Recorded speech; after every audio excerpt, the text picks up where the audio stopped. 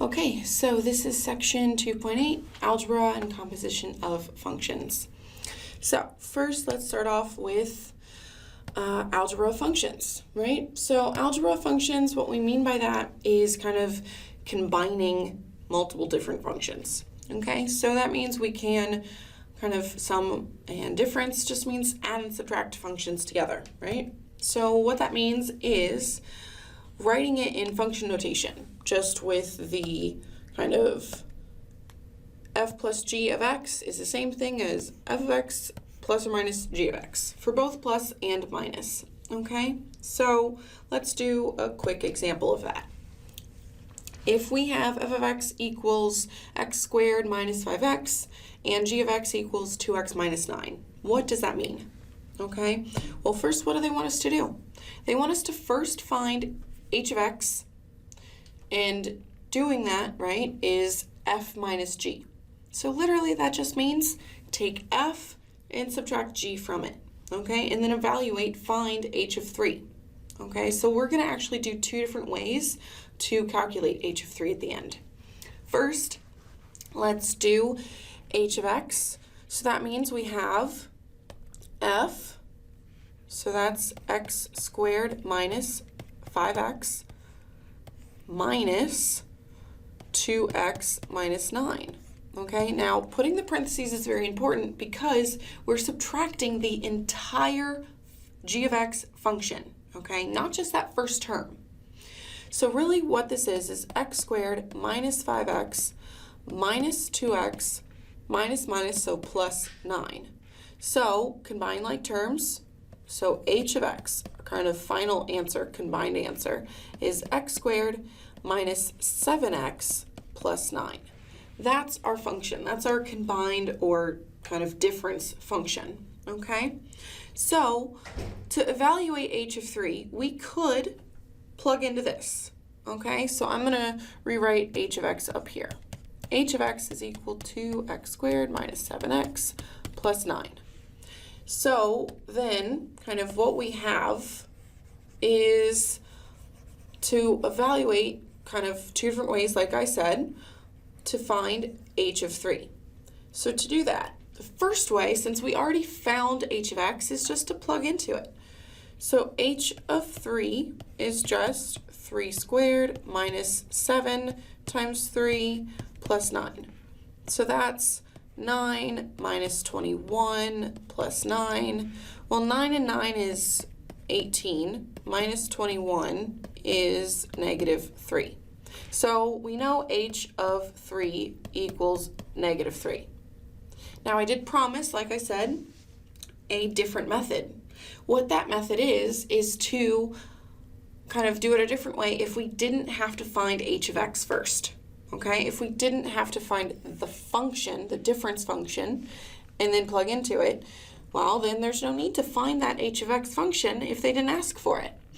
So that what that means is find f of 3, then find g of 3, and then subtract them. So let's go ahead and do that. F of 3 is equal to 3 squared minus 5 times 3. Well, 3 squared is 9. Minus 5 times 3 is 15, so 9 minus 15. So f of 3 is equal to, what is that, negative 6. Okay, now let's find g of 3. G of 3 is equal to 2 times 3 minus 9. That would be 6 minus 9. That is negative 3. So to do f of 3 minus g of 3, that is negative 6 minus negative 3. So those are pluses. Negative 6 plus 3 is negative 3. It's the same value, okay? That will always work. So if you don't have to find the combined function, don't, right? Just plug into both pieces. Okay. So the next type of algebra we can do on functions is products and quotients, multiplying and dividing, okay? So there's not much we have to think about there. It's just multiplying them, and then it's dividing them. Now, be careful though, that g of x does not equal 0, right? Because it's in the denominator, and we can't have denominators of 0. That's undefined.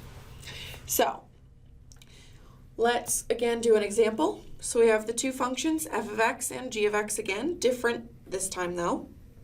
Now we want to find the division function and then evaluate two different points, okay? So let's find the division function. So that means we're doing x cubed minus 3x squared plus 2x divided by x minus 3. Now, that might be a valid answer, right? However, it might not be the simplified answer. So we do need to factor and see if we can cancel, okay? Now remember, the only way to cancel is if both the numerator and denominator have the same term, okay? And you can only cancel through division and multiplication, not addition, subtraction, okay? So now there's kind of multiple ways to factor as well. We can use the AC method or the kind of trial and error method, what they call it. I myself am partial to the trial and error because that's what I learned in school, okay? But if anybody wants to use the AC method, it is not incorrect, and I will not kind of take points off for that method or anything like that. So let's think about it here. First, well, do we have a GCF? Do we have any term, anything between all three terms that can factor out? They all have an x, right? So that means the first factor is just x times x squared minus 3x plus 2. I'm not going to write the denominator because we know it's still there. We can factor that again though. So we have x and then kind of two pieces, right? So we know x and 1 and 2. We want, right, plus means same sign, negative 3, so that means they're both negative. Negative, negative. The middle would give us negative 1x. The outer would give us negative 2x. So that's negative 3x combining. So those are our terms. We have x times x minus 1 times x minus 2 over x minus 3. Now, there's nothing to cancel, right? Because there's no x minus 3's in the numerator. We didn't know that going in though, right? We weren't sure. So it's good to check, okay? So that's actually our h of x function, okay? Is that factored out thing.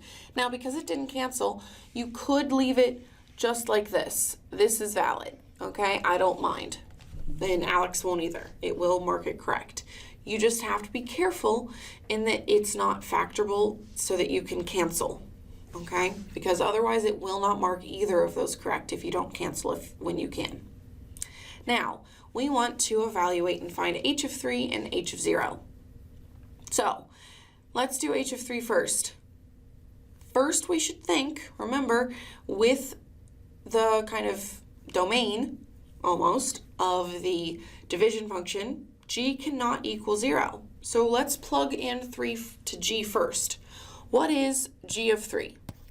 G of 3 is equal to, well, 3 minus 3, that's 0. So h of 3 is undefined. Okay, you can kind of write it either way. I think Alex has just an undefined button that you just click and it inputs undefined in the answer box. Okay, I accept kind of either version, but all of our quizzes and tests will be in Alex, so just kind of get used to their formatting. Now let's go ahead and move on and do h of 0 then. If we plug 0 into g, what does that do? 0 minus 3, well, that's negative 3. That's valid. We can use that, right? So we have to go ahead and plug in 0 then to everywhere. H of 0 is equal to 0 times 0 minus 1 times 0 minus 2 over, well, we already plugged it into g, right? That's negative 3.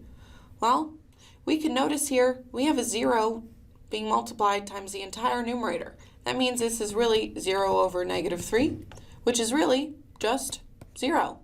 So h of 3 is undefined, h of 0 is 0, Okay, two completely different answers because of where the 0 came from. 0 in the denominator gives us undefined. 0 in the numerator is just 0. It stays, right? Okay, so that's kind of the algebra of functions that we can do. We had sum and difference, adding, subtracting, and we had product and quotient, which is just multiplying, dividing.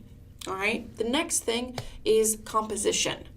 Now, composition means kind of a different way of combining functions, okay? Essentially what you're doing is you're plugging one of them in to the other one, okay? So the formatting here, notice we have kind of two ways of writing the same exact thing. You can say them the same way, f of g of x, okay? The x is the very inner thing, so that's the of almost, right? This is said the same way, f of g of x. It just looks different, okay? On this one, whatever's kind of the thing closest to x, that's the inner function. That's what you plug into first. In this one, it makes sense because it's inside the parentheses of x, right? Of f, sorry. So it's the kind of input of f. Now, let's kind of look at a thing here. Let's think about inputs and outputs. If we have g of x being x squared minus 3, okay, what we do there is if we plug an x into that, let's think about what happens. Well, we plug into x right here. So what happens to x is it gets squared, right, first, then it gets decreased by 3, right? So you kind of input an x here, it has these things done to it, and then it comes out, right? That's our output. That's our y values. Okay, that's just with one function. Now with a composition function, it's a little bit more complicated.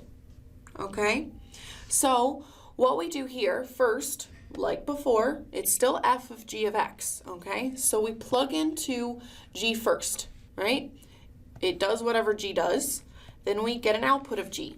Now that output of g is now input into f because that's the outer function. That's what g is inside of now. So then f does whatever it does to the output of g. What came out of g, right, goes into f. Then it comes out of f. That is the output of the entire thing. That's our end value. So we started with an input of x. We went into g, it came out. Then we put that into f, and it came out, and we were done. Okay? So another way of looking at it is this mess, right? It looks really confusing, but it's kind of a little bit color-coded, and that helps some, okay? So let's think about this. First, we go from an input into G, right? And it goes into its outputs, right? Into right here, okay? We can do the same thing with F. We take F, right? And we put into F, right? We F to F, okay? Now let's think about the combined thing. If we plug this different X in, okay, it goes and gives us this specific G value. Then it goes from that G and goes into F. So then, right, it gives us this other specific output of F. Okay, now we could just go from the beginning to the end instead of doing those little hops in between. Okay, just input in G, right, and output of F. It's the same thing. You just have to know that middle step if you do it that way. Okay, if you don't compose the functions, don't plug the one into the other first, well, then you have to do the little hop, skip, and a jump, right, in between. If you plug them in first, then you plug it in and you get an output, okay? So let's look at an example and do it both ways, okay? We'll do the first one one way and the other way. Then we'll just do the second one way. Okay, so u of w of 4. Now, I don't like looking at it that way, okay? Even if Alex gives it to me, I always rewrite it as u of w of 4, okay? That means, well, when they just give it to us this way and they're not asking for the composed function, we don't need to do it that way, okay? But on this one, we're just going to see what it looks like to compare. Okay, so first, let's find u of w of x. Okay, that means plugging w into u. So u of w, right? Well, hold on. So I'm writing the same thing there. W of x is the square root of x plus 5.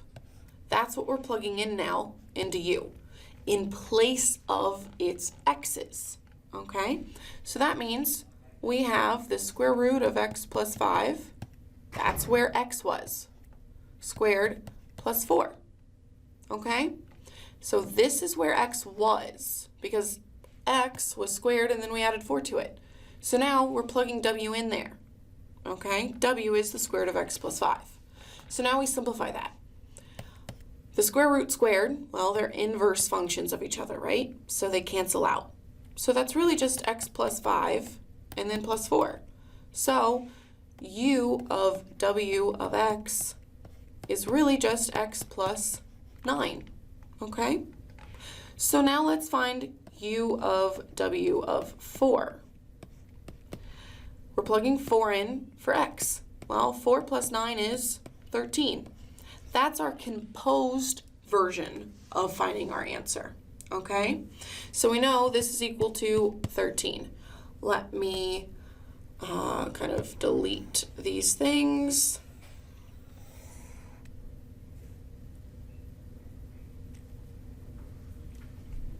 Okay, so now let's do it the not composed way.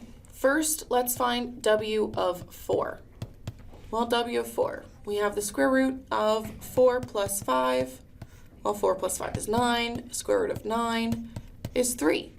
That, remember, is the output, or let's look at this one. We plugged in here, right? We plugged 4 in here. It came out, it went over here, gave us a 3. That's the new input of f. So we need to plug in 3 and find its output of f, or in this case, u. Okay? So now u of 3 is 3 squared plus 4. Well, 3 squared is 9, plus 4 is 13. We got the same numbers, okay? So either method will work. It's just what you want to do or what you need to do for the problem. If you need to find the composed function, just go ahead and compose it and then plug into that one. It's a lot easier if you already have to do all the major work, right? We don't have to do 2 plugins like this. Now, let's do the second one, just this second way that we did. So, we have w of u of 4, meaning we want to find u of 4 first. U of 4, well, 4 squared plus 4, that's 16 plus 4, so 20.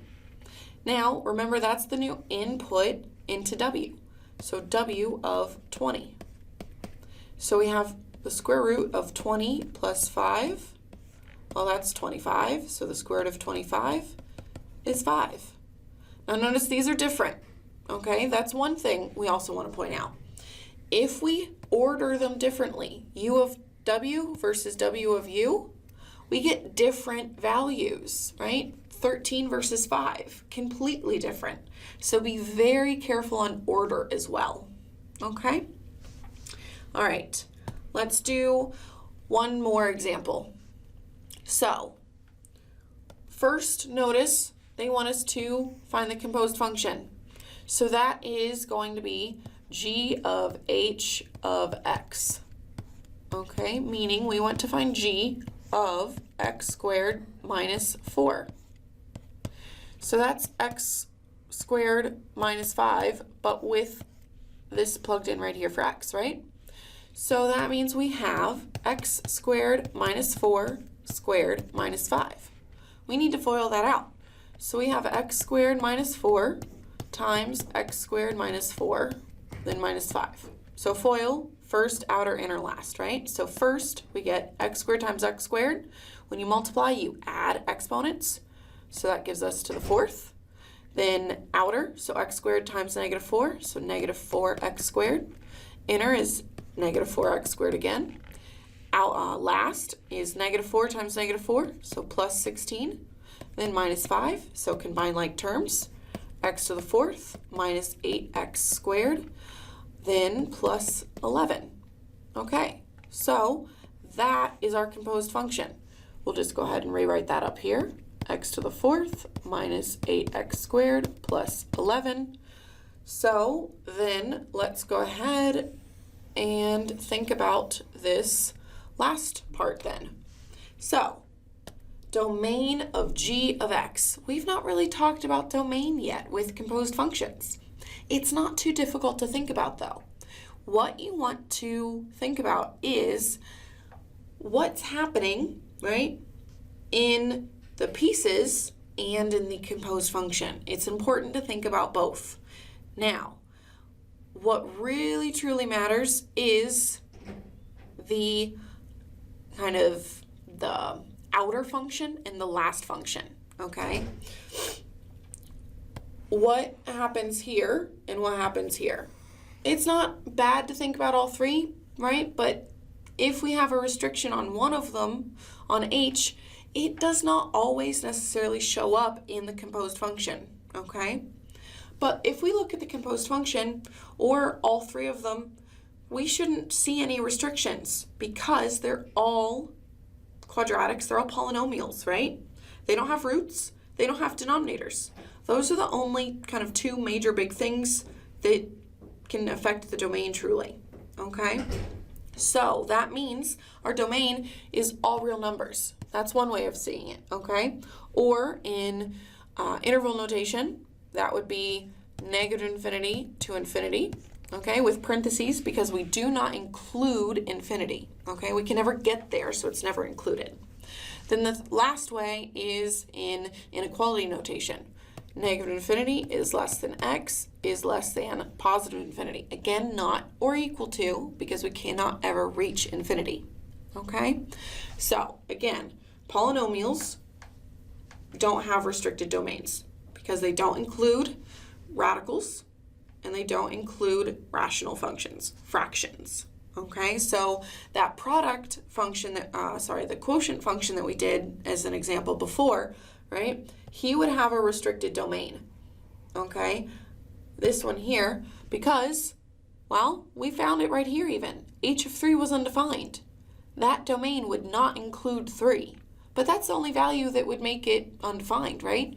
So it would include everything other than 3. All right, so that's 2.8.